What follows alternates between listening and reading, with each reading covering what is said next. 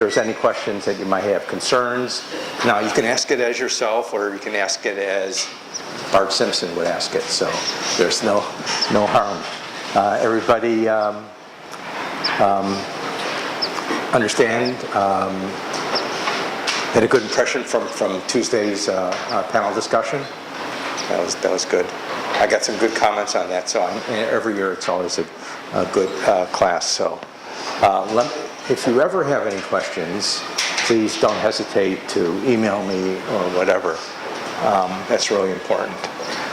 So, the same old stuff. We have the attendance sheet, the cookies, the sign-up sheet for meeting with me. I want to basically meet with every team at the beginning, just to get to know you and recognize your faces and everything. So if you haven't done so yet, please do that. Also, please give me some progress reports on what you're doing. That's important. And everybody should have our evaluation form. If you don't, I can see somebody who doesn't already. I'll come around during the break to pass it out to people. So some of the things you should be doing, you should have your shop pass, taken the safety orientation, connected with your project person. I know a number of people have done that or are doing that, so that's great. Next thing on the list of things is to understand the problem and just get as much information about the challenge, about the people who have that challenge, and so on. And look online, do a search online, look at existing products and devices, and survey other technology which you may want to bring to bear on the problem. The next step is brainstorming, and I'll talk a little bit about that next slide. And coming up with design concepts and picking the top ones. And then you start fabricating. So rules of brainstorming. Normally there are 7, but I added the number 1. Start with a full understanding of the problem. If you don't understand the problem, it's very difficult to do effective brainstorming. So do that first. Full understanding. And my rule is you can't brainstorm alone. So get your teammates, get your roommate, I'll help you brainstorm if you want to do that. But you may get perspectives of classmates and other folks. So do that. Build upon ideas of others. Stay on topic. And this is the real fun part. Explore wild ideas. So this is the time that you can suspend reality. Figure out what they did on Star Trek, violate the laws of physics. I'm giving you, I condone you violating the laws of physics, at least in your mind. Think about, if you were Harry Potter, what would your magic wand do? What would that look like? And use the Force all the time, okay? It's really important. I want to bring up this picture. This is like the first episode of Star Trek. And this is Captain Pike, and he was injured in phaser blast or something. So he's pretty much paralyzed, and they put him in this piece of assistive technology, which is a combination wheelchair, and it also reads his brain. So if you asked him a question, there would be a light that lit up for yes or no. So the first Star Trek had assistive technology in it. So that's pretty neat. How do you evaluate your brainstorm design concepts? Well, one way is to use what's called a pew chart, where you have your different designs across the top and different features along the side. And with each one, there's a weight, because sometimes cost may be more important, maybe twice as important as another design feature, so you add in a weight here. So what this is this column is just the product of these first 2 columns, okay? And then you can add them all up for the different options and use that to decide which is the better option. How many people have seen this before? Okay, good. So it's a pretty common way of doing things. So you have to figure out, which things are most important in your design criteria, which ones are most important, which ones are the ones that you need to have, which ones are okay to have, and which ones are like, if I have time and extra time and money, so you just prioritize those, and you can use the weights to basically do that prioritization. Okay. So here's another chart here, different designs, and here they have the weight off to the side. So the thing that you really have to look at that none of these other ones have is, well, this one has aesthetics, but nobody has the coolness factor. It's important that your device be cool because users want to use something that's cool, they want to look cool, and you certainly want to work on something that's cool, right? So that's a very important part of deciding which concept to work on. And I've included my cool people here. We got Bugs Bunny, we got the Fonz, we got Clint Eastwood and Mick Jagger. They're cool, right? This is my interpretation of cool. So next Tuesday, next week, all of next week is Exoskeleton Week. And kicking off Exoskeleton Week is Steve Collins, who's a new faculty person here in mechanical engineering, and he's doing exoskeleton research. So you'll hear about exoskeletons from a research point of view. And on Thursday, the company Exobionics will be here. They're a company that makes exoskeletons. I'll bring one here. And Fernanda, who you saw on pitch day, has been their test pilot. She'll be showing off how it works. So you'll actually see one of these in operation. So that'll be a lot of fun. Today we're going to have Gary Burke talk. Again. He's been doing this for how many years now? 6 years. Wow, that's great. But first I want to talk a little bit about our next discussion topic, ethical and moral dilemmas. This was number 2 on your preference list. So I used to entitle it Fun with Ethics, but just as a tongue-in-cheek title because ethics are not fun. These are things that have no definite answer, yes or no. So it's very hard to determine what the best procedure may be. And I've set up a bunch of so it's all about making decisions on things. And so everybody makes decisions, what kind of ice cream to get today, what do I want in my coffee, and stuff like that. And as one gets older, these decisions affect not only you, but other people. So you may be in a position to hire people, to approve a proposal or something like that. So these decisions become a lot more important. And these tough decisions are made by people using a combination of their upbringing, economics, religion, law, their notion of what's right, politics, and personal experience. So not everybody would come to the same decision. Everybody's a little bit different. So I have a bunch of scenarios here. I wish we had lots of time to have a full discussion on each one, but Gary wouldn't be very happy if we didn't leave him a lot of time.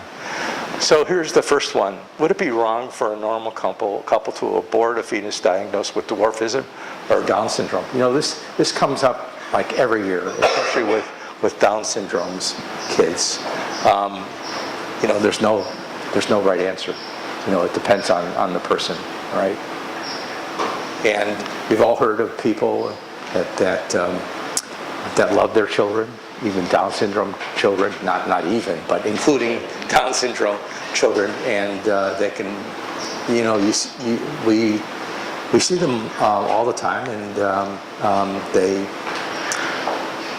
they can be very successful in life. So just because they have one disability or another doesn't necessarily mean they're not going to succeed in life. That's mine. So an inherited form of dwarfism, the couple wanted a child who looked like them, wanted them to be a little person as well. Would it be wrong for them to terminate what was diagnosed to be a normal-sized fetus? tough question. I don't know the answer. Maybe Tony can give us a perspective on this. I actually have never heard it put that way. Yeah? I'm pretty biased though about abortion. Okay. Anyway, so I'm kind of that's on that. Yeah, everybody has their own. I would say no, it's not that would not be right. Okay. So,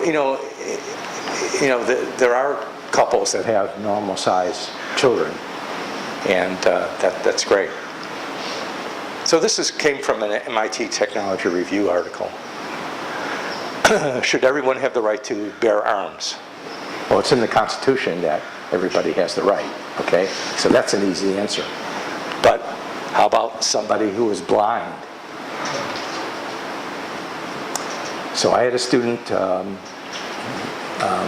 who just graduated. He was blind in the class, and I asked him that question, and he said, absolutely. He would want the right to choose to have a gun or not. That's not saying he would use it or would defend himself using a gun, but he wanted that right to have a gun.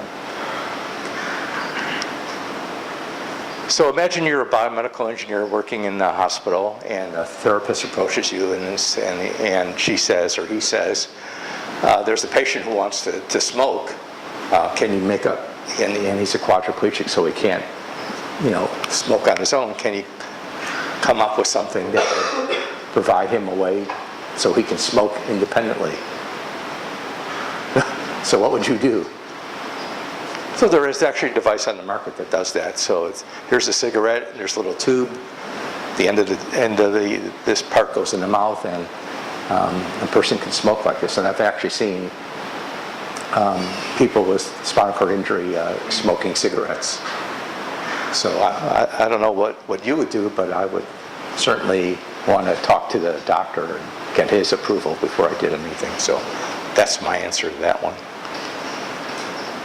You're a sign language interpreter for a deaf woman. Her communication includes a lot of obscenities, swear words, a lot of things that you may want to bleep. Causes you a lot of embarrassment and distress. What should you do as a sign language interpreter? Well, what sign language interpreters are instructed to do is translate verbatim. Okay? So if they feel embarrassed or distressed about this, they shouldn't be a sign language interpreter.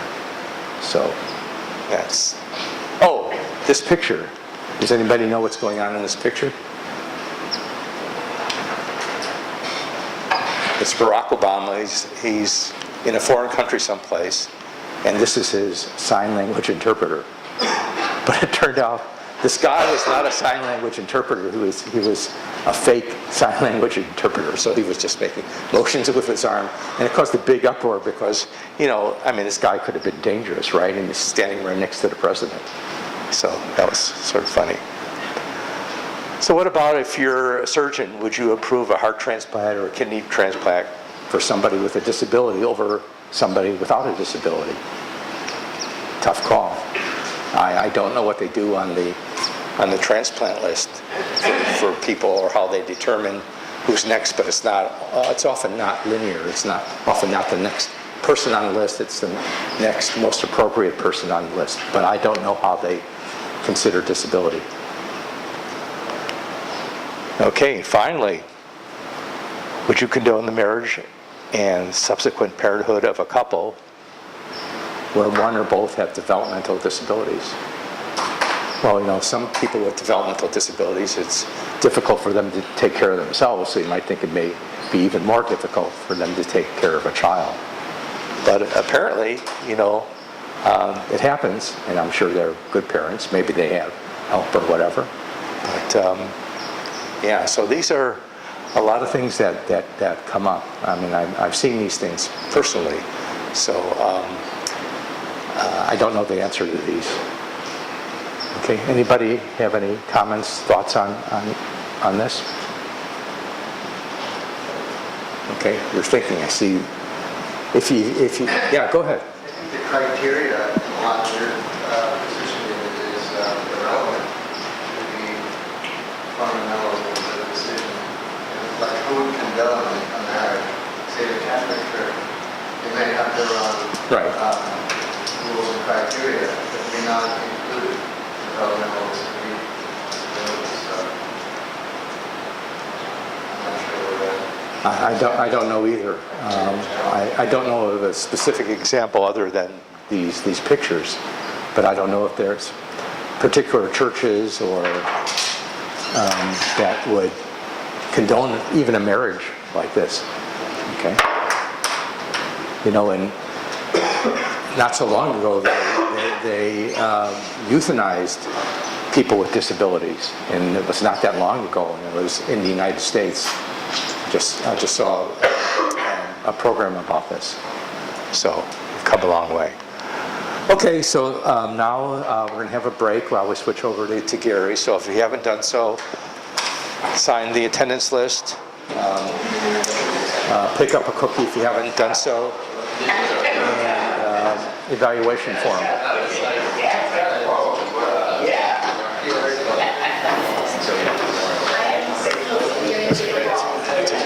Segment on ethics, a whole hour on ethics. Oh. One of my courses, and Covers something similar to this? yeah, well, scope of practice issues. Yeah. Right. I love the reversal of the Yeah. equation. That's awesome. But we get into scope of practice. We get into. I had a guy who came in the office with a big swastika on his forehead. Oh, What do you do? it was Charlie Manson. It was, yeah. I mean, it was big too. And I was like, do you treat them because you disagree with their? Yeah, well, maybe you should bring that up.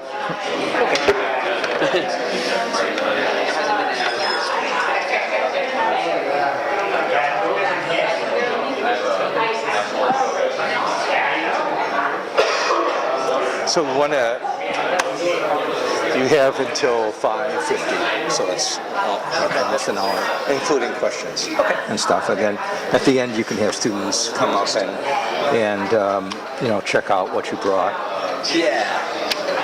Okay, kind of, yeah, you may try not to go over that. We'll just watch it.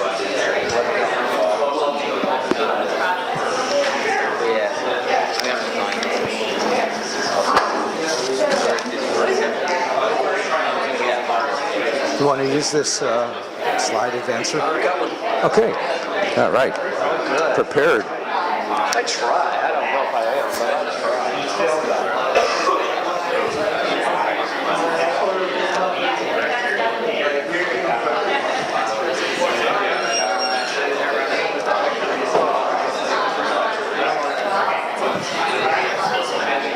Okay. Move this aside.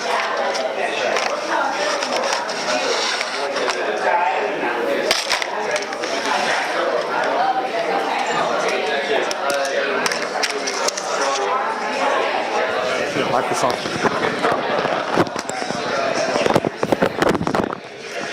You need to clip it on. Yeah. I was going to turn it off, so. Well, you can hold the on top here. Look at that. Very clever.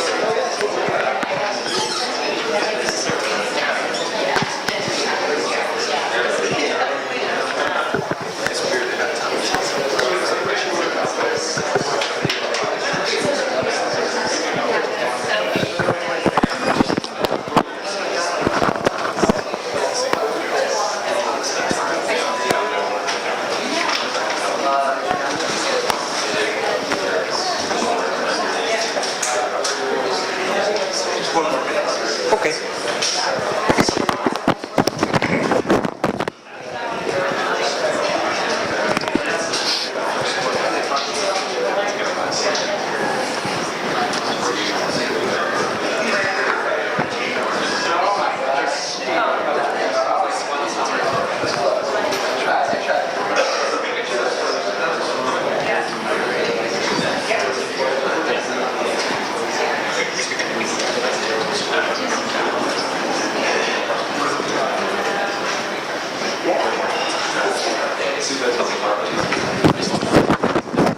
Just stand by you tonight. Okay.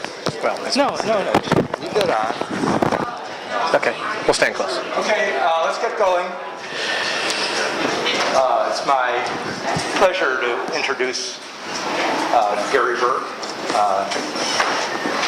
a longtime speaker in the class, longtime suggester of projects. Gary is a prosthetist and an adjunct clinical assistant professor and director of prosthetics in Stanford's Department of Orthopedic Surgery. And he also owns his own business, prosthetics and orthotics business in San Mateo. He has worked and lectured both nationally and internationally on prosthetic care and has authored lots of publications.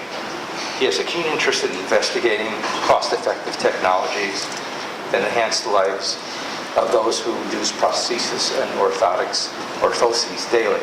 And one more thing that he didn't mention in his bio, he's probably helped hundreds, if not thousands, of people over the years. Is that right? Well, no, but we've worked together. Yeah. More than thousands? More than no. It's been a long, fun career, for sure. Let's give Gary a warm support. Thank you. Yeah, that's fun. Thank you. It's always great to be here, and it's always great to be in this class because I get to explore some things that maybe I don't get to talk about in other environments. I think my goal today is to sort of encourage you to think a little bit differently about how you design things that people have to use and wear, both maybe as consumers of those items or as designers in the future. So we'll dive in, and as I go, I start to talk faster and faster, so we should finish on time. This is Cecil's Pride. I shot this in Africa. This is how I shoot lions.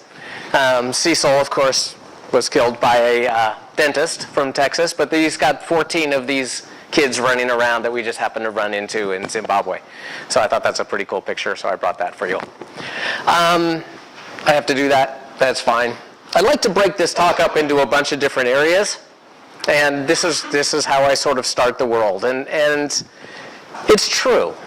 The more I know, the less I really know about how all of this stuff works. I started, 30 some odd years ago. As a bright-eyed prosthetist looking to save the world and fitting people with prostheses. And whenever there was a prosthesis to be fit, we were all ready to go, right? And over the years, as Dave mentioned, we've gotten to see a lot of people with a lot of different needs and a lot of different functions and a lot of different goals, and helping people get back to the sport that they love, or whether it's working in a developing nation where people just want to work and walk, right? And this is really fun stuff. But one of the things that I've learned over the years is that this is not a hammer and nail problem. Just because someone's missing a limb doesn't mean a prosthesis is a right answer.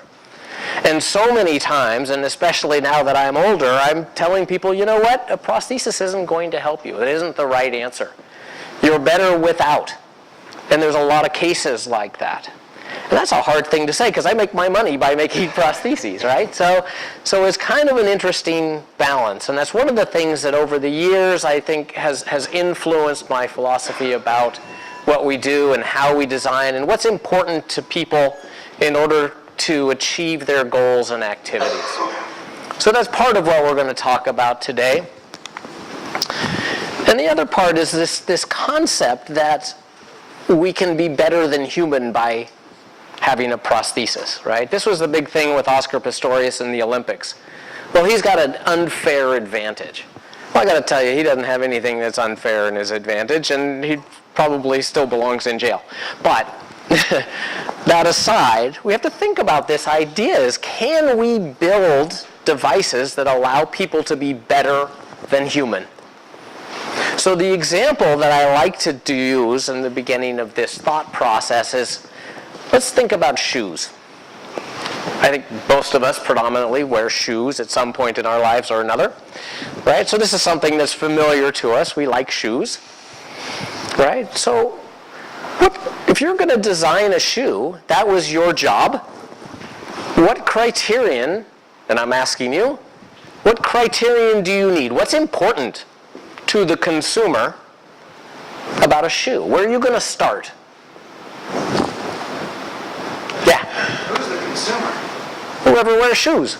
Well, no, because, for example, Daniel wears shoes. His needs are very different in terms of accessibility, putting it on. Whereas if, let's say, I'm working out in the forest or the mountains, my needs are going to be different too. Yes. So that's why I asked who's the consumer. That's a great question. What criterion is important? Go ahead. You're on the right track, though. That's exactly the idea.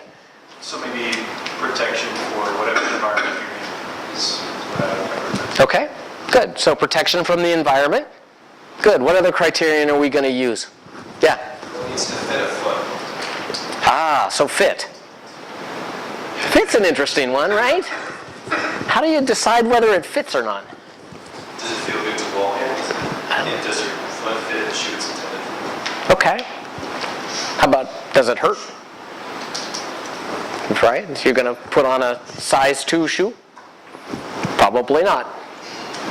Right? So that fit is really kind of an important concept. Yeah. I think that fashion is also important. Ah, People to make fashion about that. right. Way more shoes than kids.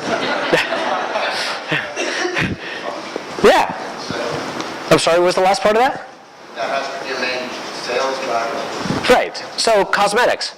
How does it look, right? And you're going to wear maybe a more cosmetic shoe in one environment than another, right? And what you're doing is going to affect the cosmetics of that. That's a good one. I like cosmetics, right? So fit, sort of, fit's an interesting one. I get bogged down in fit because I can't really decide what fit means. Like, so fit, if I take a size 12 shoe, now I'm not really as tall as I look, and if I have a size 12 shoe, then what if I just pad it all up, right, so that it fits? Is that good? Is that a good criterion? So could I effectively design a shoe that's one size and then we just pad it up for each individual size? Is that a good criterion? Right? So what does fit mean? So I think we're trying to get to this concept of comfort. Right? It's got to fit your foot. It's got to mold. It's got to be just right. Right? How many people have gone to the store and gotten a shoe that's perfect and then get home and think, oh my God, this thing hurts like hell? Right? That's kind of a weird thing about you, right? That's odd. That may be change. It may be fit. It may be comfort. Yes? The thing with having like a big shoe and then patting it down, isn't that similar to when you put like a lot of socks and then In a prosthesis? yeah. Yeah. Why, yes, it is. Right, so now you're kind of flopping around in this shoe and, is it working? Is that the best fit that you can get? If you got a bunch of socks to fill in that space? Not really. So function, right? You're having trouble with function now because you can't walk because you've got all these socks and all this padding and all the shoes. So you can't really design a shoe that's one size and just pad it. Or put a bunch of air bladders in a size 12 shoe for a size 7 foot. Right? That's kind of odd. Makes it hard to walk. And this idea, too, of comfort is kind of interesting because what if you take that size 12 foot, forgetting the functional side, and just put that nice mattress stuff, that memory foam in there? Right? That's pretty comfortable, I think. So what happens when you go to walk with that shoe? Is it perfect? What happens when you go to run with that shoe? Yeah. Your knees get a lot more impact. Yeah, you got to work really hard to overcome all that squish and soft. It feels great when you're standing there. Right? You can stand there and your feet go, ooh, this is great. It's all soft. But when you go to move, you can't because you're just mushing in all of that foam. So it's got to have support. It's got to have that functional ability, right? You have to be able to walk. You have to be able to run. That's why we have different shoes that do different things now, right? Cleats, ice skates, snow boots, snow ski boots, right? All of those are specific criterion. So it depends, again, on what you do with them and who's using them. That's very important. Right? So this is a 3D printed shoe. Who would buy a 3D printed shoe? Right, it's cool. Right? It's really cool. I like it. Adidas made this last year, 2 years ago, something like that. Cost $350. Who's going to buy a 3D printed shoe now? Yeah. So the balance between these things is what's really important to me. Right? What do you use in what situation, but what's important for that time, for that person, for that event. And so I've been able to break them down into 5 criteria that I think is important in design, not only of shoes, but in prostheses and virtually everything that you can and have to design for someone who needs to wear it and use it every day. It can be crutches, it can be whatever, wheelchairs. Right? That design criteria has, in my mind, has 5 things that are really important. And we're going to talk a lot about these. Comfort, cosmesis, right? The way it looks. Function, thank God there's a C. Cost, and cool. Right? Those are the 5. And I think if you start to ask yourself if your design meets all of these criteria, then you're on to something. Right? You're going to be in a much better place to have someone actually use that product. So we're going to break this down. But go back for a second to our shoe problem. Can we design a shoe that makes people run faster than other humans? Then why, if no, because you're all sitting there like, well, I don't think so, right? Then why do we think we can do that with a prosthesis? Because there's still humans attached at every level, right? Unless we replace every part, I don't see how you can make something better than human. You still have the muscles to drive the upper part. And so this came out, I think it's Chinese, don't know. But so, yeah, you get a couple of these things going, you put them on, you strap your foot in there, you're now increased your lever arm. Who wants to wear one of these all day to be better than human?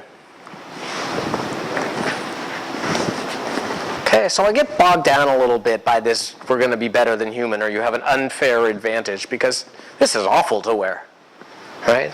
And a prosthesis, as Brickell Tuesday made it look really easy. Right? And especially people that have congenital amputations tend to make it look really easy to wear a prosthesis, but it's not always so easy. And I was surprised. I don't think anybody asked, what do you do when you're not wearing your prostheses? How do you get around? Right? Because first thing I do when I get home, I take off my shoes. So a prosthesis, an artificial limb for someone who has had limb loss for a variety of reasons, tends to be handmade, custom made for every single person. Why? Because everybody's different. We're trying to put pressure over an area that's not designed to take pressure. We have surgical implications, we have scars, we have bones, we have soft tissue, we have change. And you have to design each individual one for that. Taking a picture of a shadow of a limb doesn't help with pressure. And we don't have a good way to take a mold other than taking a mold of that limb. My hands tell me all kinds of good things when we're molding somebody's arm or leg. It tells me where the pain is. It tells me where the bones are, all in relation to each other. So everything we do is handmade, which in the engineering world must drive you guys crazy, right? There's got to be a better way. There's got to be ways that we can crank this stuff out, right? We can 3D print it, right? And our problem is that, yes, we can 3D print it, but it doesn't fit. It doesn't get those nuances that we need in order to be functional comfort cosmetic, right? And I'm not convinced 3D printing saves us a lot of money, but we'll talk about that later. So, again, we've got to think about the goals and what it is that we can build all kinds of things, but is that the best way, and is that the most efficient way, and is that the most comfortable way? We have this perception that really this is what prostheses are all about, right? We're going to be plug-and-play types of people over time. It was 3 or 4 years ago when a lot of this stuff came out, and I asked the question, who would cut off their legs to wear a prosthesis to be faster? And about 2 people raised their hand, and I thought, wow, that's pretty bold. This is not the reality, but this really is.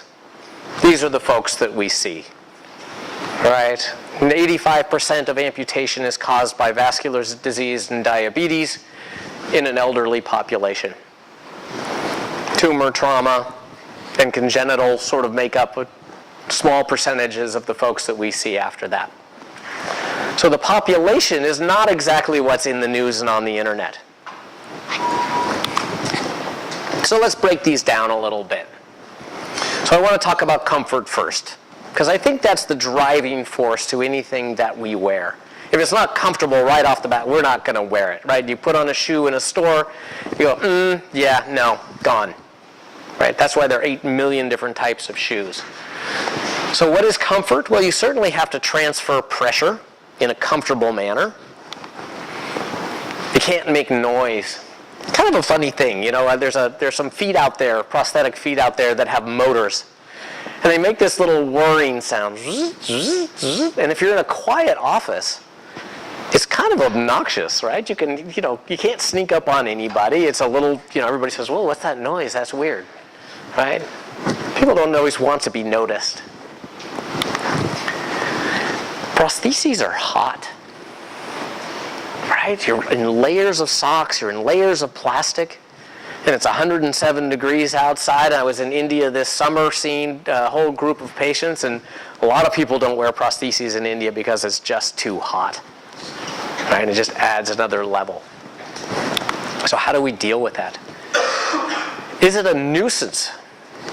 I have issues at times, and you're going to get a good dose of all the wonderful things that exoskeletons provide, but some people just find that stuff to be just too much of a nuisance. It's too hard to put on. To get out of bed and put on an exo and go to the bathroom and then go back to bed and undo all the straps, right? It's a nuisance at times. And so can your device, whatever that may be, is it a nuisance to put on and off? And should it be easy? It should be easy to take off and on, but it also shouldn't be so bulky that it doesn't hide in your clothes, or doesn't hide somewhere, or it doesn't stick out and bump your neighbor. And it can't be too heavy. Everything you wear on the outside of your body has weight. We get used to clothes, right? But if you add a big bulky jacket, it's like, whoa, okay, and then it just sort of fades into the background. But with a prosthesis, it's a lot of weight sometimes. So it affects the overall comfort of that device. So that's sort of how I define that comfort side. And does it cause, of course, any sensitivity? Does it hit a sensitive spot? Does it bother you? Does it cause skin breakdown or irritation? But it's a difficult thing to ask what comfort is. If you ask somebody what's comfortable, the answer is, I don't know, it just is. What's that? I don't know what porn is, but I know it when I see it. Same concept. I don't know what's comfortable, but I certainly know what's uncomfortable. Right? And so that's how I live my life, is dealing with discomfort in people's prostheses and orthoses. And I gotta tell you, comfort's elusive. It goes back to that shoe that you bought, that you got home and you went, oh, these look great, but God, they're just killing me. Right?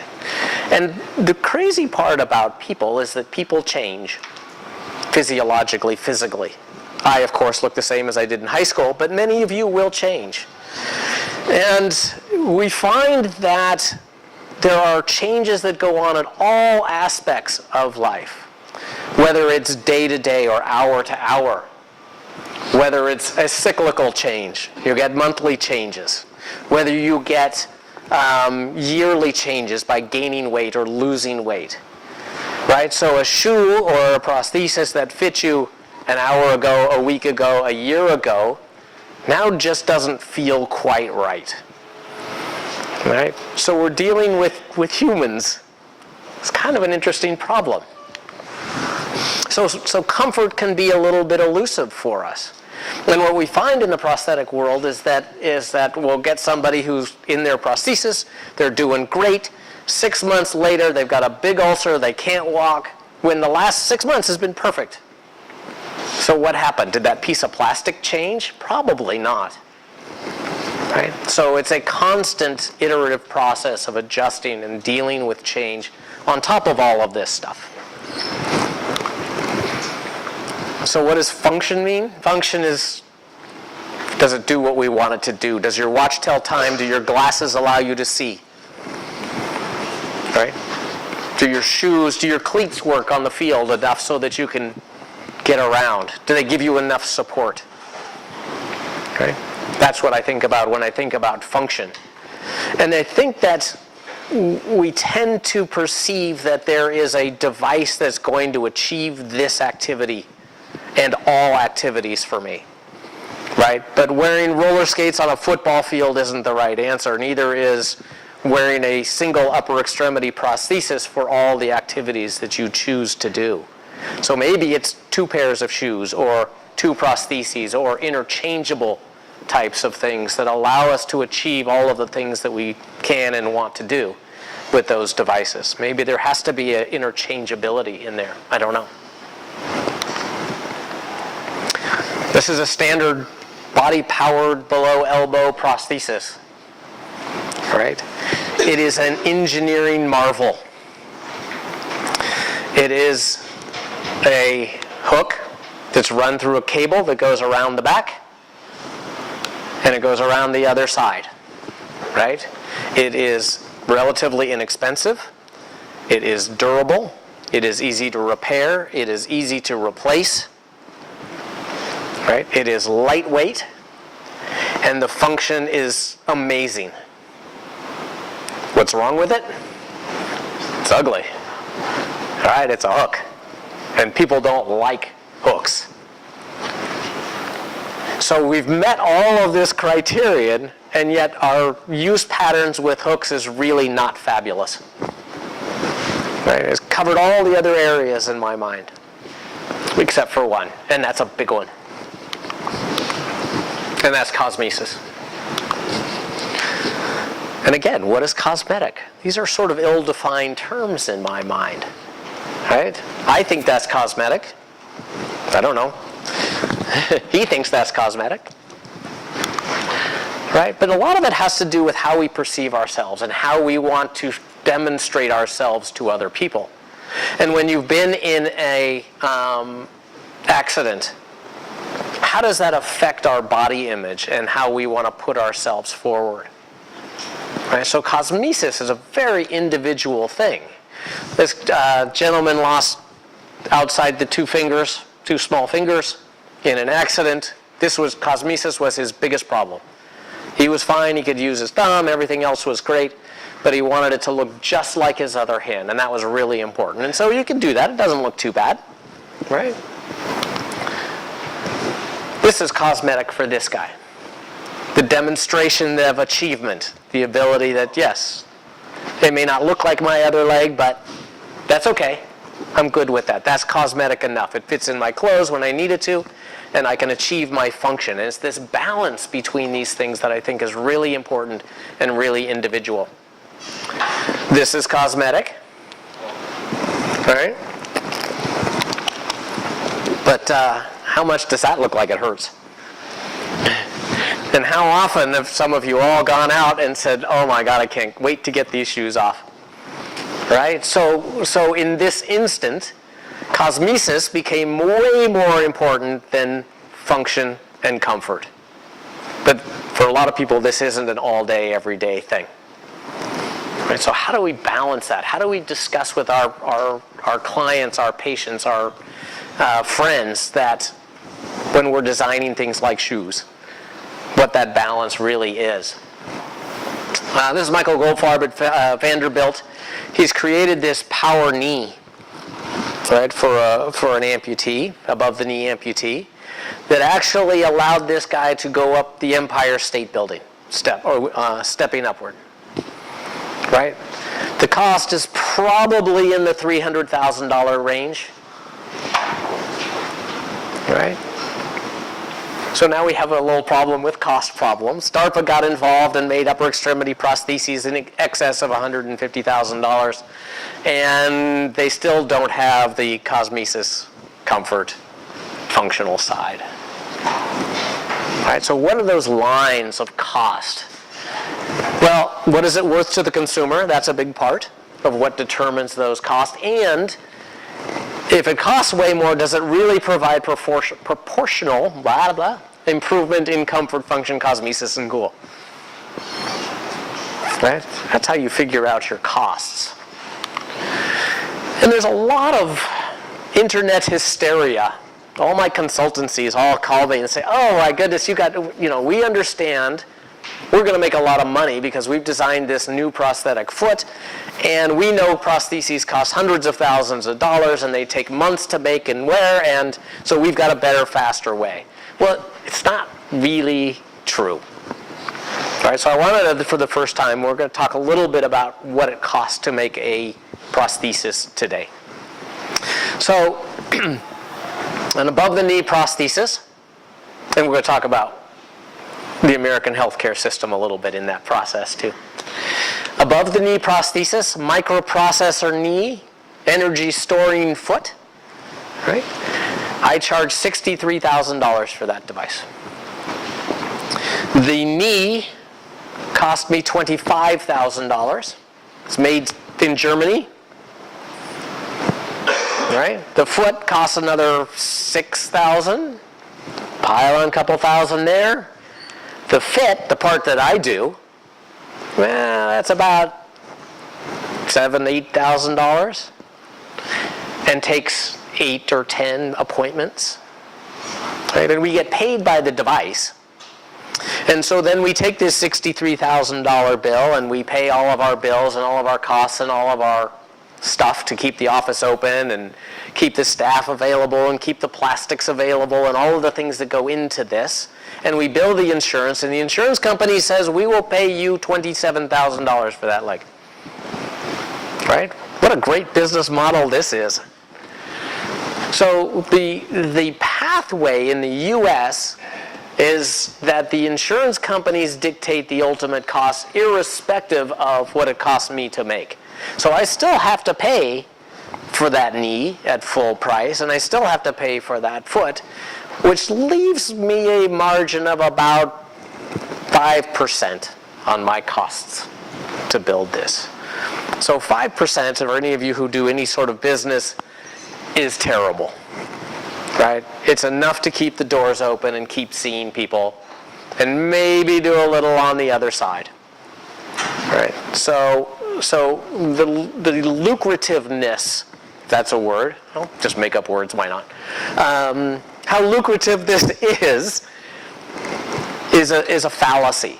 You see the number $63,000 and you think, well, geez, wow, these guys are making bank, right? But the reality is there's just not that much money in this. And then when you look at the populations, right, they're really not that as big as they say. 1 million amputations a year, well, that's not really a true number either. Right, so when you start thinking about designing prostheses and prostheses parts, step back from that cost side a little bit, right? Do it for the right reasons, and then I'll deal with the VCs another day because they're all interested in getting into the prosthetic world because we're doing so well. The cool part is a new phenomenon. For the first 25 years of my career, I spent it in the basement in Oklahoma, cranking out prostheses. And then Iraq and Iran came around, and all of a sudden, everybody wants the latest, greatest thing. And so cool is really important. We wait in line for 2 weeks for an iPad that we could get the next day if we didn't want to wait in line. All right? So cool is really important. And this idea of bionic, right? And when I first heard bionic, I thought, well, it's Christina Aguilera's album. I don't know what that's about. Or the $6 Million Man. There's no such thing as bionic, by the way. Is really on the height of the cool list. I hear bionic everywhere I go. I don't know what bionic means, right? So in this case, it's an upper extremity amputee with a multi-articulating hand, right? It's more anthropomorphic is the term. It looks more real. All the fingers move, right? But I don't understand why that's different than this. Because those hands don't really do a lot more than that. They grasp, which is nice. This can't do that. But you can also grasp with a hook. So what's the advantage here? So hopefully, can I get this to go? Yeah. Right? The title of this on Reddit was, "Holy shit, I caught this."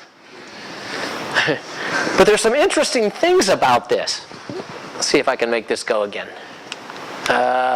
Watch carefully.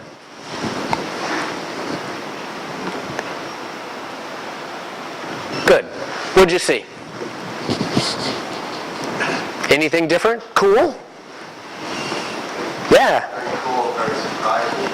Very surprising, right? You know how to get the ball back down.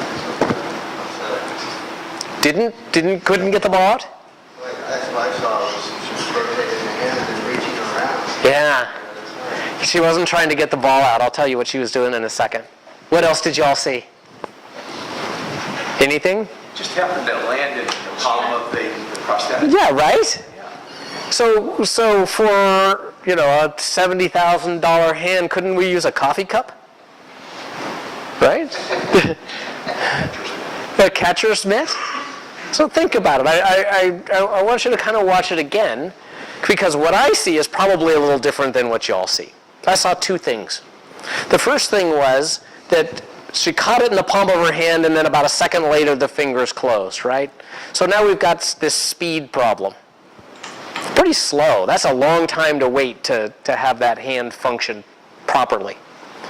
The other thing I saw was right at the end. I think I have to do this here. Oh, maybe I can do it here. Oh, yeah. So there goes the fingers. Now, what's she do with her right hand? Watch. What is that? She turns off the prosthesis. There's a button on the side here where she can turn off her prosthesis. Why did she do that? So her hand doesn't open involuntarily and drop the ball. Right? So there's a control problem. She's not confident with it, so that she doesn't know it's going to open. So she gets in there and she pushes the button so it doesn't open. Right? So we have control issues. We have speed issues. Is it really that great a device that we can't find maybe another way to do those tasks? And is that a reasonable task? So my friend Ted, I give you permission to be skeptical with your optimism. Right? Go into these projects with all the optimism in the world, but stop and take a look and be skeptical about what you're seeing. We all talk about the internet and all of the stuff that's real and not real. But we've got to take a good hard look at whether some of this stuff is reasonable. And in this case, this is, a scan of the limb. Maybe the prosthesis will fit, maybe it won't.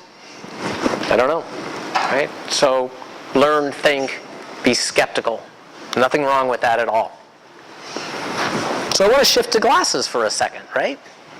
These are cool. I found these last year. These are self-adjusting glasses. They're liquid-filled, right? And so when you look at something, the glass reads your retina, or the glasses read your retina, and the fluid shifts, and you're able to see that better.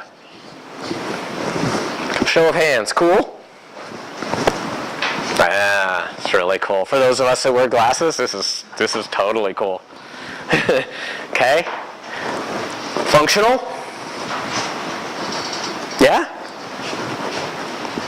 Sorta? Okay? Comfortable? Probably not, right? You've got this heavy fluid. I mean, my glasses weigh about 1.5 ounces, and I get dents in my nose, right? Imagine, fluid-filled. Eee. Then there's a battery. Cosmetic? Oh yeah, I'm rocking these.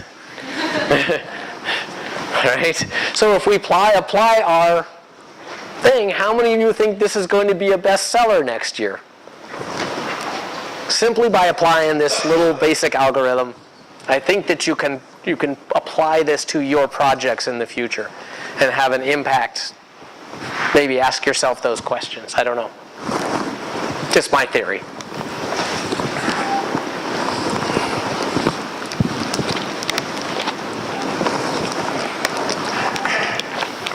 Think about it. Just because we can doesn't mean we should. So this is Riley, and the only reason I can tell you his name is because this was in the paper. So Riley was born without his left hand. He played varsity football in high school. He played varsity baseball. He was a tight end. Played varsity baseball as a pitcher. Straight A student, went to Yale. Never wore a prosthesis. All right. He came to me as a senior in high school saying that he wanted a weightlifting prosthesis because he felt his bicep wasn't as big as his other side.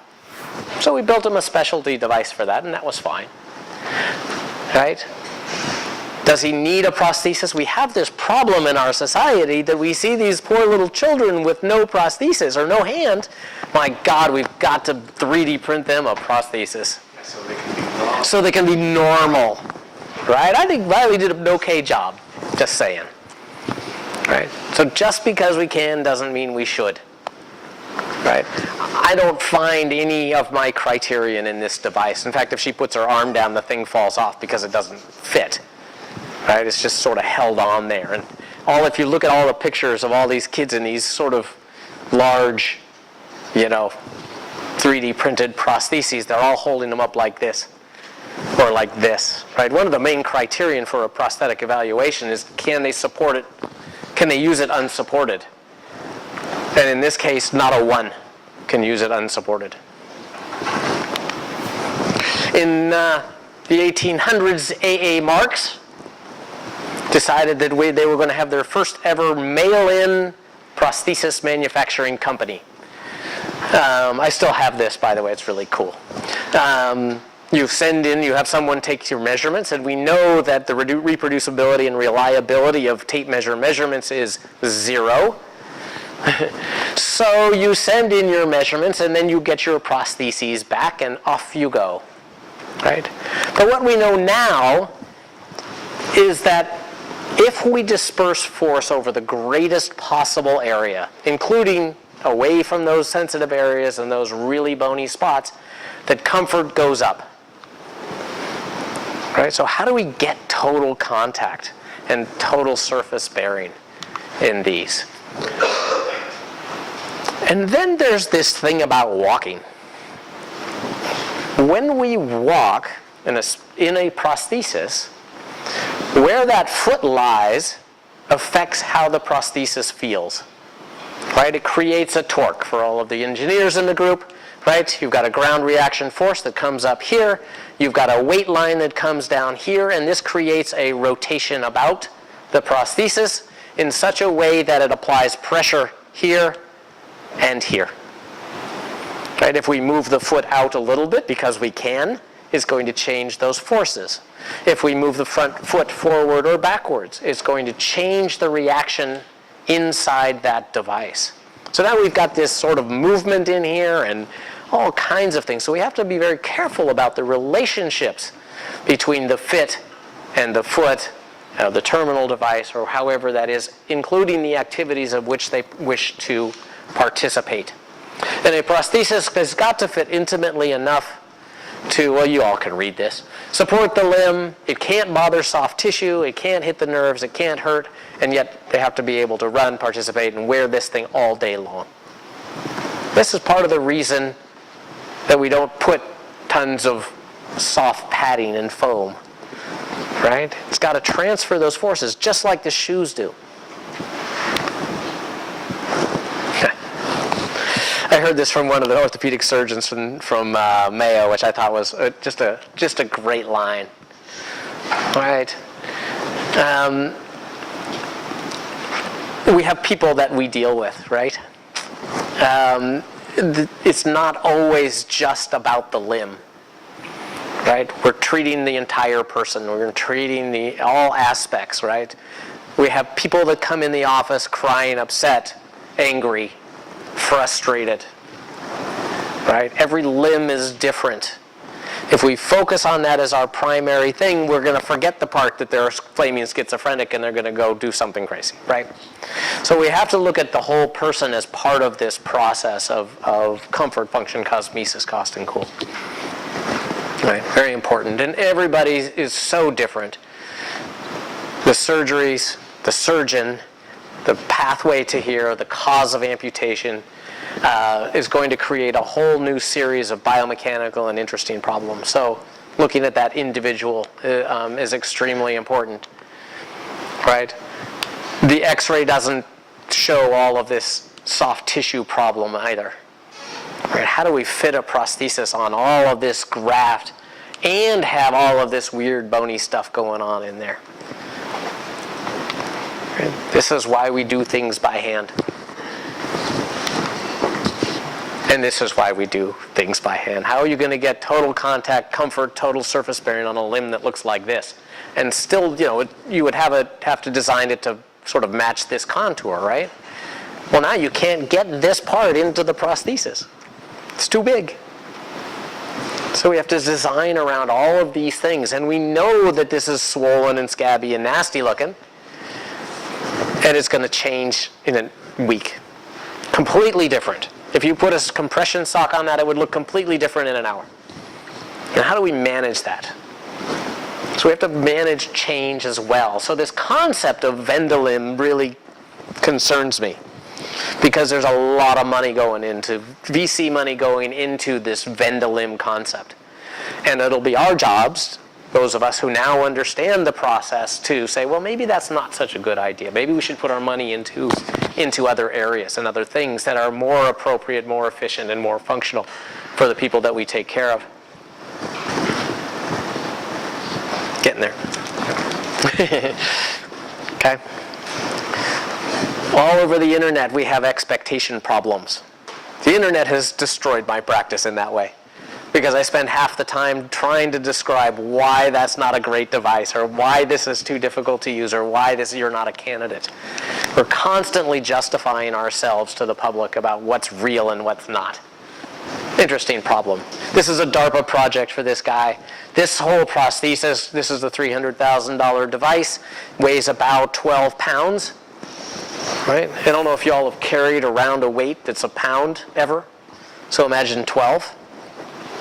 Right? The longer you carry it, the heavier it gets. And you mentioned, I think, in your thing, the Cybathlon. I think it was Switzerland. Yeah, I think it was Switzerland. So it was a great experiment in competition for people with high-tech devices. They had a whole upper extremity prosthetic section. And you know who won? The guy with the hook. High-tech, right? Absolutely functional. Totally took it. Right? All these high-tech devices. Interesting, right? Have a goal. Have a problem to solve. Right? Pick your problem and understand it as well as you possibly can and design for that. Don't just design because you can. Right? Tammy Duckworth, who's now the first senator who's ever going to have a baby in office. Awesome. So we have to get past the limb, we have to get past the device, and remember that there's people on the other side of this, right? So whenever you're doing your designs, don't forget this one. All right. With that, I thank you for your time, energy, future. I brought some toys to play with, but we can take questions in the meantime, if you guys want to do that. If you have questions, yes. You mentioned that there's a lot of like variation in sensitive areas that you work with, like limbs. Yes. Specific situations. Would you ever alter the human in order to have the practice fit better? Like instead of actually calling in certain people, be like, oh, you know what, we can just like take off a little more bone or something, and then this will fit better, or is that just like completely out of it? No, and that's a great point. We do that, right? But we do that as part of the process when we get to that point in the process where we can't improve anymore. And if we can't get them to meet those goals, then maybe the solution is surgical. It's interesting though, because my experience in Vietnam and my experience in India is people change to their device sometimes. And if we give it enough time, I'll explain this in a minute. If we give it enough time and they're able to tolerate it enough, actually the bony anatomy will change in some ways as well, which is always fascinating to me. So I found that, unfortunately, we as Americans are kind of wimpy. There it is. Right? So, I mean, it's amazing. In Vietnam, there was a guy who put his prosthesis together because it broke, and he wore, for 30 years, he wore a bolt on the side of the prosthesis that went into the knee. And the bone changed around it, the skin changed around it. He was perfectly healed, but he had a shape in the bone of his knee that looked like that bolt. So the body changes in response to pressure. It's really fascinating. That's a tough dude. Right? So yes is the answer to the question, and yes, we do alter to the prosthesis as well. Other questions, thoughts? Yeah. You mentioned some challenges with 3D printing and building prostheses. What are some ways you think it can be improved? It seems like 3D printing can help, I guess, personalize devices better. Yes. On the cosmetic side, absolutely. Right? I think that's fantastic. I think that the materials that are currently available are not durable enough, strong enough, long-lasting. Right? That's an area.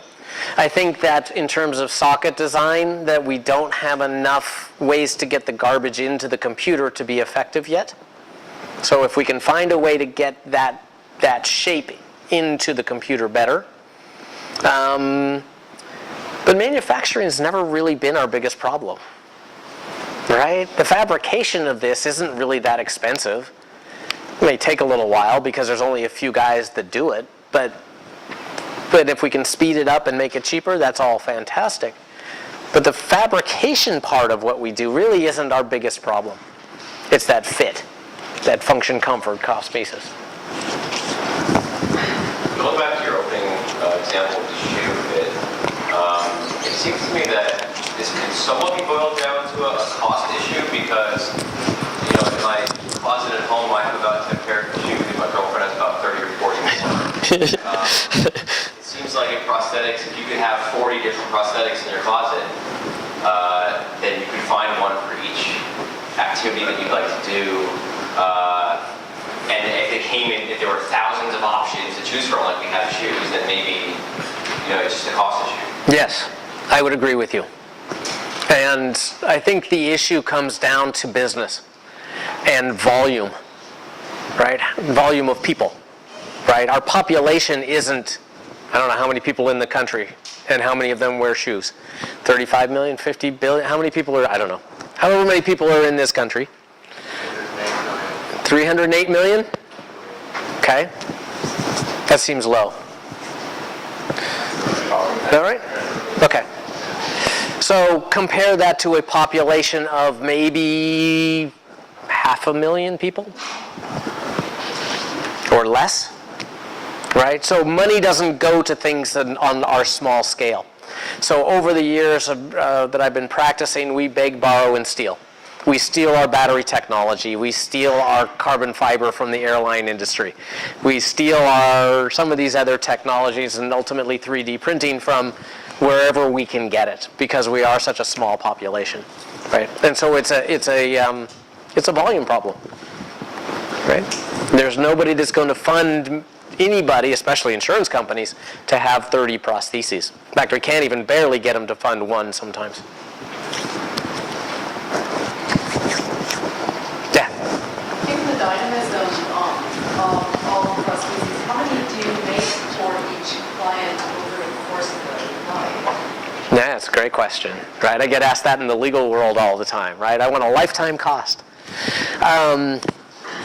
A prosthesis after the first year, there's 2 in the first year almost always because of that post-surgical, and I'm talking about the trauma, tumor, vascular group, right? So 2 prostheses absolutely within the first year, sometimes 3. After that, it's we've sort of figured out with the vet population, it's about every 3 to 5 years for a replacement. Right? But then you have kids that are growing all the time. Well, then right. So then the congenital or the kid population, they get a prosthesis every year till about age 16, give or take. Right? Because they grow in funny ways. Kids, well, if any of you don't have kids, but got to remember my audience. Kids, for a while they'll grow out, then they'll grow up, and then they'll grow out, and then and so keeping track, it's once a year. Yeah. Full prosthesis, or is it just like the part that's fitted? Is that? Yeah, it depends on where they are in that stage. So in that 3 to 5 year time frame, the socket is going to be poor no matter what. The question then becomes how modular is the prosthesis, and on the kids, the foot grew on the other side, so we got to get rid of that. And then what is the warranty, what is the size, what is the shape, what have they been doing with those other components, and can we use them for another few years? So it really depends on that case. Yeah? You mentioned that when we saw her gal that it looks like it's so easy for her to use her both. Yeah. Because she had a congenital sort of situation. Yeah. I was wondering if you could talk a little bit more about that and what the differences you see there. Yeah. It's interesting. So we were kind of talking about that earlier today too. Yeah, so people that are born with limb loss or have surgery very early on have some distinct advantages. One, kids don't care, right? They just want to get up and go. So they're going to put on a prosthesis, whether it fits or not, and they're going to run and they're going to play and they're going to do their thing, right? That's just a part of life for them. It's okay, right? So they tolerate a lot more. 2 is, oftentimes early on, because of the congenital nature of it, they can often walk on the end of their leg, whereas someone who's had a surgical amputation cannot. That's Oscar Pistorius' advantage. And that's how he killed his girlfriend, too. He was standing without his prostheses, right? Because he can. Majority of people with amputations can't do that. Right? So those are some of the ways that she makes it a little bit, makes it look a little easy. She's been doing this a long, long time. Yeah. So I think this might be a good time to stop because it's the end of the class. But if you're interested in sticking around, checking out these limbs here, please come down. As well as if you have any more questions for Gary, please come down. Yep. And maybe we should thank Gary once again. Thanks so much.